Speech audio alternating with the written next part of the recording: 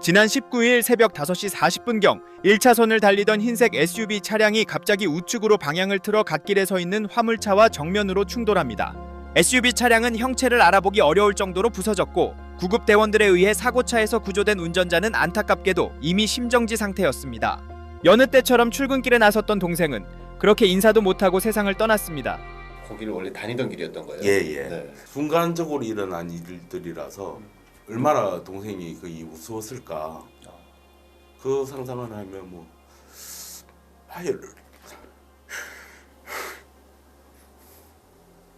말로 표현할 수가 없습니다.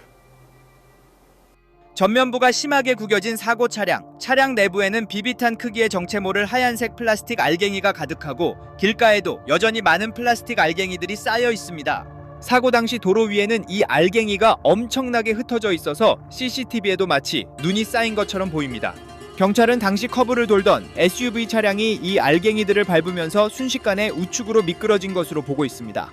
앞서 지나간 화물차에서 수만 개의 플라스틱 알갱이들이 떨어졌고 다른 화물차 운전자가 차를 갓길에 세우고 신고하는 사이 충돌 사고가 일어난 겁니다. 플라스틱 그 만드는 그 재료라고 하던데 알갱이가 좀 큰 포대 같은 데다가 먼저 1차로 알갱이를 넣고 적재함에 묶어가지고 적재함에 싣고 편막처럼 큰 거 그거를 덮었는데 그 플라스틱 알갱이가 작으니까 우측으로 이제 쏠렸더라고요. 그게 적재물 떨어뜨리는 것 때문에 사고 원인이 발생한 거죠.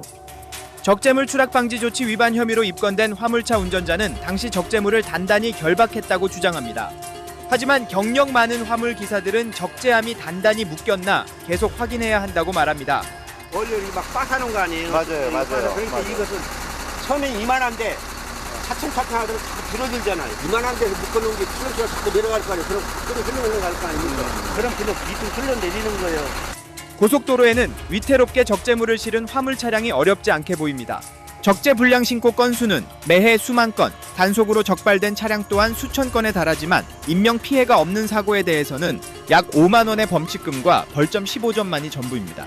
하지만 화물차에서 추락한 적재물이 대형 인명 피해로 번지는 경우도 결코 적지 않습니다. 2021년 보은의 한 고속도로에서도 트럭에 실려있던 철제 코일이 낙하해 옆 차량을 덮쳤고 차에 타고 있던 아이가 숨지는 사고가 발생했습니다. 당시 화물차 운전자에게 내려진 판결은 1년의 금고형과 2년의 집행유예였습니다. 적재물 추락 사고는 운전자가 의도적으로 사람을 헤아려 한 것이 아니기 때문에 실수, 주의무를 다하지 못한 과실에 해당해서 고의적인 범죄와는 동일한 잣대로 처벌하기 어렵습니다. 피해 정도에 비해 낮은 형량과 적은 과태료에 대한 비판이 커지고 있지만 현행법에서는 차종이나 자재에 대한 구체적인 규정 없이 적재물을 고정해야 한다는 내용만을 담고 있습니다. 선진국이라든가 외국 쪽에서는 이걸 대부분 윙바디라든가 컨테이너 박스 안에 넣어서 이동하는 형태로 좀 약간 차이가 납니다. 그래서 이렇게 탑차가 아니라면은 그 정도에 준하는 정도 고정을 하지 않으면 지금과 같은 유사한 사고는 또 발생이 된다는 거예요.